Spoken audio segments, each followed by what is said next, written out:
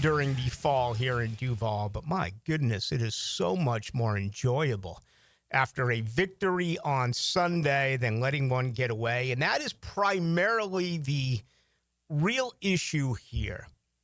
Issue being something that is incredibly positive.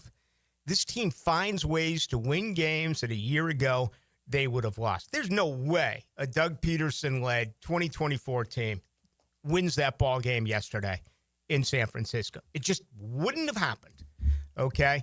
This year's football team did find a way, and fantastic defense, 4 more takeaways. Devin Lloyd is becoming a complete linebacker in his zone coverage. If you look at the drops and everything that Anthony Campanile really instituted, the two biggest, I guess maybe safety as well, but there was some injuries there, is we were heading towards the start of the year. It was the right guard position with Macari and Edoga, and it was the other linebacker position, right?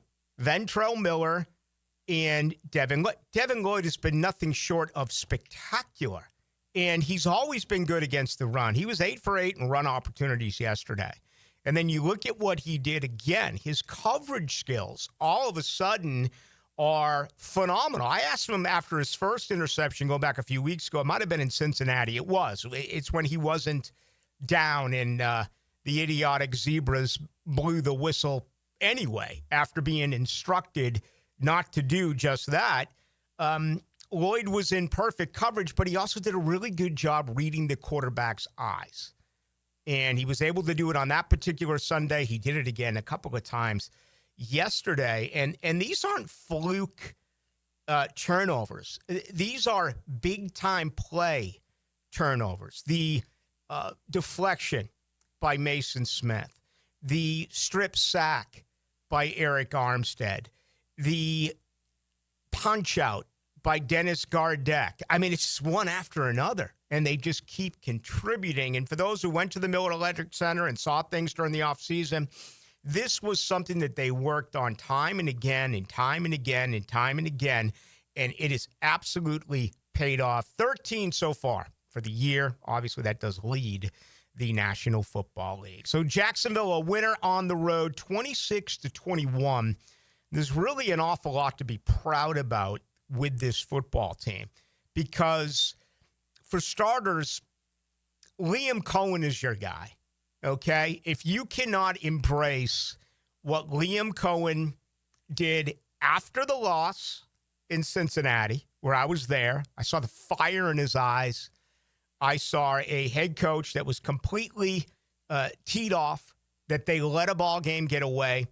And then you saw it again yesterday. And to watch this football team rally around him, to have his back by the really childish and totally uncalled for comments by Robert Saleh. Why would you do anything like that right before a game? I'm one of those guys that believes that bulletin board material basically goes away, right before the start of the game. We saw that last night as well with Micah Parsons and, everything that happened between Dallas and Green Bay. I never played the game at this level, so I don't know. But I've heard forever that, this leads towards motivation. This will amp up your adrenaline. But for the most part, when the pads start popping, you just get into the flow of the game. And I think that stuff hangs on with the media. I think that stuff hangs on with the fans. Well, this certainly had a carryover effect for this football team. And you watch the way that they reacted after the game at midfield. Remember, the National Football League Players Association, each and every year they sent out a survey. Doug Pederson always ranked around the worst in the NFL when it came to his relationship with his players, when it came to listening to his players. I mean, there was a big strife a year ago. Coach against players, players against coaches, coaches against front office. All of this year's turned. And you found a guy yesterday who, in my opinion, was one of you. And that's hard to say based on 4 games. But Liam Coen showed more fight. Liam Coen showed more swagger yesterday than Doug Pederson did in 3 years. And as a Jaguar fan, if that does not fire you up, I do not know what will. Do not get me wrong. There are still a lot of problems with this football team, particularly offensively. They have got to fix it. But again, they're one bad call away from being 4-0. There's only 2 4-0 teams right now in pro football. Health is another issue. And Liam Coen, just told us not too long ago via Zoom that Trayvon Walker is seeing a specialist. That's the bad news from yesterday. 8 guys went down. 3 did not return.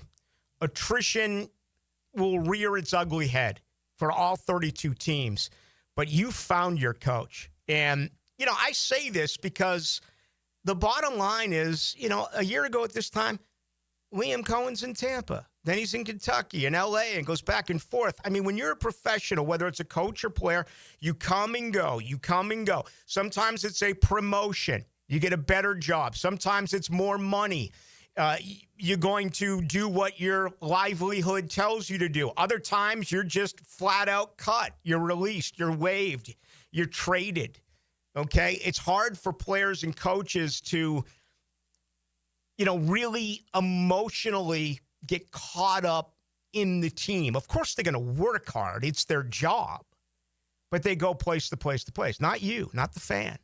You're there for everything. You've seen it all. Okay? They were 4-15 in their last 19 trips out west. 3 of those 4 wins coming in Oakland. You haven't been able to win in San Francisco. And it felt like only, the fact that he's coached 4 games, that he became one of you yesterday with that fight. And again, Jag fans, we'll open it up. We'll hear from you over the next couple of hours, and we will all week. But I have to believe that you are absolutely thrilled. You have the concussion by Lawrence. And what did Doug Pederson do? Well, I'll tell you what he did. He took his flip card and he put it up around his armpit. And he jammed both hands in his pocket. Okay? That was your coach. When your franchise quarterback got knocked out. Look at Liam Coen. This is different. Okay? This man was fired up after a loss. And I'd never seen anything like that going back to the days of Tom Coughlin, okay?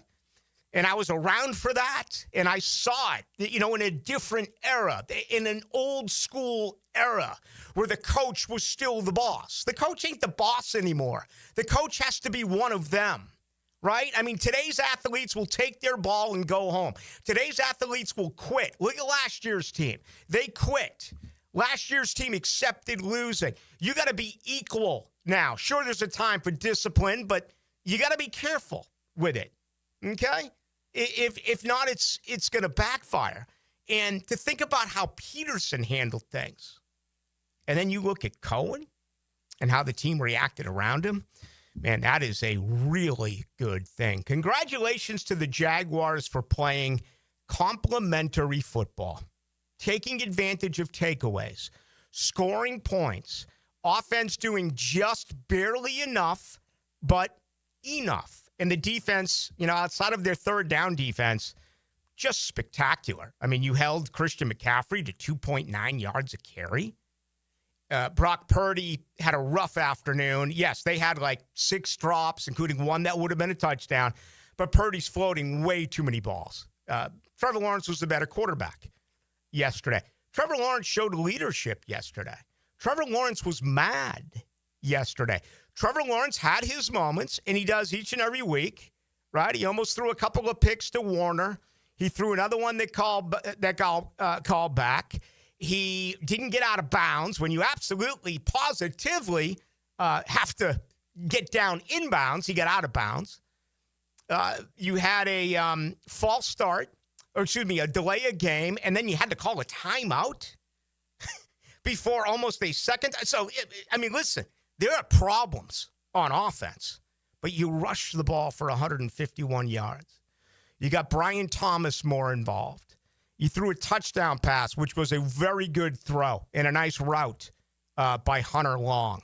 So nothing even remotely close to where you want to be on offense, the line didn't allow a sack.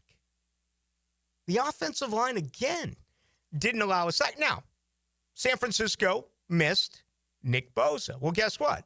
Jacksonville missed Trayvon Walker. He only got 14 snaps yesterday before he went out with the wrist injury. Injuries are a part of the game. It's a week-to-week deal. That is going to be such a huge point of view before a week from tonight. Who's healthy? Who can go here in Jacksonville? Who's healthy? Who's going to be able to go for Kansas City? But in the meantime, this is really, and I say it in these very rare occasions. Okay, I'm just thrilled for you. I'm thrilled for Jaguars fans. I know that may sound like mush. Okay, I'm not a corny guy. Okay, I'm not one of those that is wanting a pat on the back. I'm being freaking honest. There's nothing worse than seeing you fans Monday after Monday after Monday after Monday dealing with a loss. That is not the case this year. This team finds ways to win football games, and I think we both would agree, or all of us. I think I have more than just one listener. I think all of us out there would agree that this offense is going to get better. The question is when. Next Monday would be a pretty good start because Mahomes looked really good yesterday. Hey, Rick Ballou here. Thank you so much for watching that video on 1010XL. All of our Jaguars talk all the time on YouTube. Before you click away, please like this video and subscribe to this channel. Be sure to check out all of our other team-specific channels on 1010XL Network and YouTube.